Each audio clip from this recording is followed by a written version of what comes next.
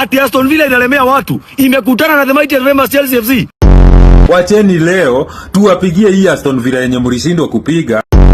Hizo timu za kupiga watu ndio tunataka, na pale najua itakuwa kilio cha mashabiki wa Aston Villa.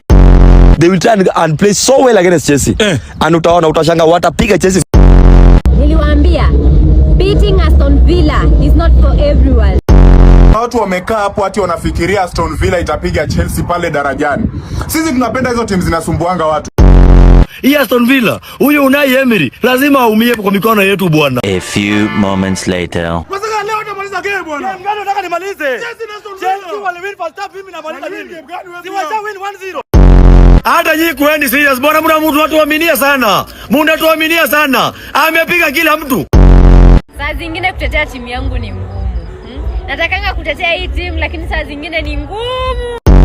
Bwana mimi nimeshangaa sana Chelsea wanarudi second half. Mbona unarudi second half? Ungeenda na win ya first half bwana. Buda, mimi story ya wazungu kwa nini mimi ifanye ni celebrate opinion vizuri? Hawa wazungu mimi wanijui, mimi si wajui. Mbona Chelsea inapigwa na Aston Villa? Si ni timu ndogo? Kwani Chelsea ni timu? Chelsea ni timu. Oh, mnapigwa aje na Aston Villa? Oh, sijui nini mani yuko chini. Kumbe pia nyinyi mlikuwa mpigwe.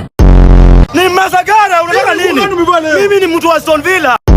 Mimi siwezi pigwa na ile Watkins Brace. Mimi siwezi pigwa ndani ya Emirates Stadium na ile Watkins Brace. Mimi nashangaa. Nashangaa kwamba bridge imekuwa ngazi.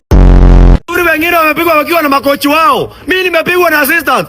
Enzo Maresca is unbeaten to this prime Aston Villa. Hey, kwani wewe hujui ni ile Watkins? Kwani wewe hujui ni ile Watkins inakula sahi?